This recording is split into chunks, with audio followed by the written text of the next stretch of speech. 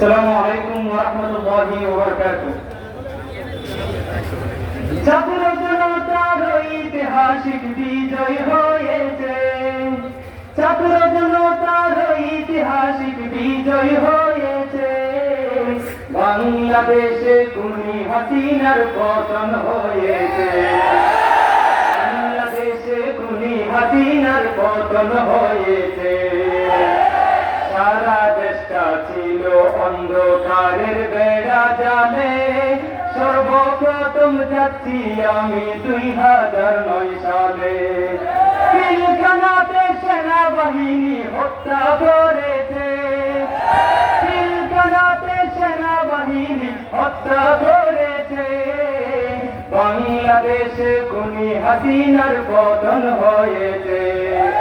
কি করেনি এই হাসিনা, কি করেনি এই হাসিনা 17 বছরে, নজিরবিহীন হত্যাকাণ্ড শাপলা চত্বরে।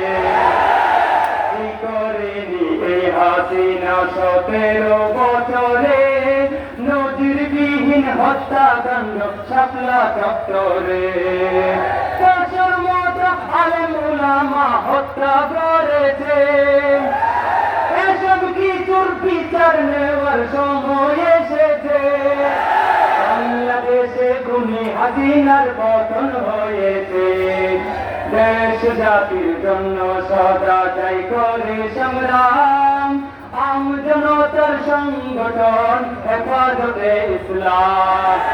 দলমত বলে ঐক্য হওয়ার সময় এসেছে, দলমত বলে ঐক্য হওয়ার সময় এসেছে।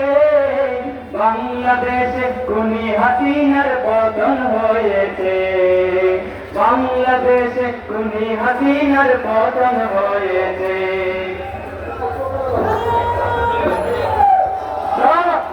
সংগ্রামী সমাবেশ, এখন আমাদের মধ্যে উপস্থিত হয়েছেন হেফাজতে ইসলাম কেন্দ্রীয় কমিটির সম্মানিত সিনিয়র নায়েবে আমির চট্টগ্রাম মহানগর হেফাজতের অন্যতম আমির হযরত মাওলানা কামরুল ইসলাম সাহেব আলী। সংগ্রামী তাহির জনতা, এবার আপনাদের সামনে গুরুত্বপূর্ণ বক্তব্য রাখছেন হেফাজতে ইসলাম কেন্দ্রীয় কমিটির সহকারী সম্পাদক মাওলানা সাইফুল্লাহ। نحمده ونصلي على رسوله الكريم أما بعد، فأعوذ بالله من الشيطان الرجيم. بسم الله الرحمن الرحيم. جاء الحق وزهق الباطل إن الباطل كان زهوقا। সংগ্রামিত ভূমি জনতা, বাংলাদেশের প্রতিটা আনাচে কানাচে হক এসে গেছে, হাসিনা পালিয়ে গেছে। সংগ্রামী বন্ধুগণ, হাসিনা গত 15 বছরে যত অপকর্ম করেছে, জেলখানায় গণহত্যা চালিয়েছে, শেখ হাসিনাকে, খুনি হাসিনাকে অনতিবিলম্বে বাংলাদেশে ফেরত এনে ফাঁসির কাছে ঝুলাইতে হবে। শেখ হাসিনা 2013 সালে হেফাজতে হেফাজতুল উলামা ইকরামকে হত্যা করেছে, শহীদ করেছে।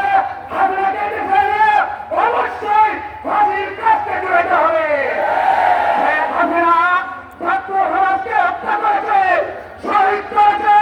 2021 সালে হেফাজতের নেতা কর্মীদেরকে হত্যা করেছে, তাকে এদেশে এনে অবশ্যই ফাঁসির কাছে ঝুলাইতে হবে। জাতীয় বন্ধুগণ, আওয়ামী লীগের যত সন্ত্রাস প্রচার আছে, তাদের সবাইকে অবশ্যই শাস্তির আওতায় আনতে হবে।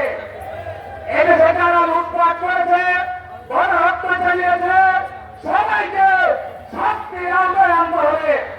সংগ্রামী বন্ধুগণ, যারা এই সংগ্রাম করতে গিয়ে 2013 সাল থেকে আজ পর্যন্ত হাসপাতালে আছে, তাদের রাষ্ট্রীয়ভাবে চিকিৎসার ব্যবস্থা করতে হবে। সংগ্রামী বন্ধুগণ, যারা জেলখানায় বন্দী আছে, তাদেরকে অবিলম্বে মুক্তি দিতে হবে। জাতীয় বন্ধুগণ, আমরা আপনাদের কাছে একথা বলতে চাই, আজকে 15 বছরে জনতা পুরস্কার হয়েছে। আপনারা প্রতিটা আনাচে কানাচে সংখ্যালঘু সহ যত ধরনের মানুষ আছে, সবাইকে শান্তির বার্তা পৌঁছে দিতে রাজি আছেন? সবাইকে ইনশাআল্লাহ নিরাপত্তা দিতে রাজি আছেন? ইনশাআল্লাহ আমাদের ইসলাম আপনাদের পাশে আছে, আপনাদের পাশে সবসময় থাকবে ইনশাআল্লাহ। এই কথা বলে আমার বক্তব্য শেষ করছি। আসসালামু আলাইকুম ওয়া রাহমাতুল্লাহ।